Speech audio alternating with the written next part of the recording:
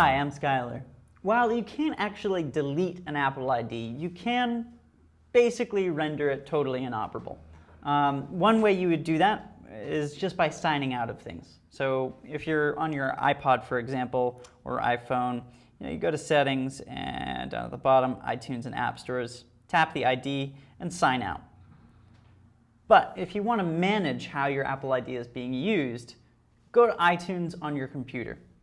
Once you're at your computer, click on Store up here at the top and click View My Apple ID. You'll have to enter your password. Once you do, you'll see all of this information. Now, what you'll want to do is go here, Manage Devices. So click Manage Devices, and here I can see all of the things that are using my Apple ID. Like, for example, this iPod Touch, which I actually don't own anymore. So I'm going to remove that, so it's no longer associated with my Apple ID. And there we go, it's done. Now, if I continued on to remove the rest of the things, it would mean that even if I didn't have control of the device, that device would no longer have any association with my Apple ID. I'm going to click Done here. Then I could go in and remove things like my credit card information, remove my address, all of that sort of stuff. And then I could also reset all the warnings, all of that sort of stuff. Then click on Store up here at the top again, and you can deauthorize this computer.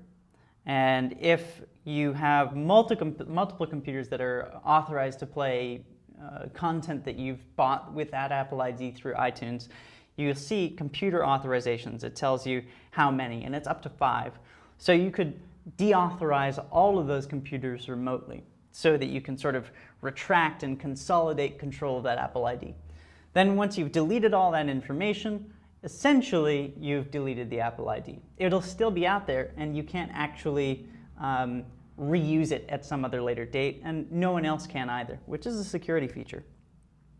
One thing that you may want to do before you go so far as to do that is, let's say you're changing your email address, for example, and you no longer want to use the email address that's associated with your Apple ID. Well, you can change that. And to do so, there's a little link right here, edit@appleid.com.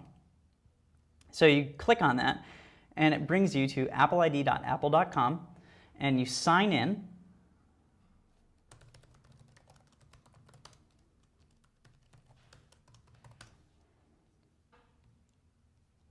And once you've signed in, you'll see a couple things. Well, first, we have to verify things.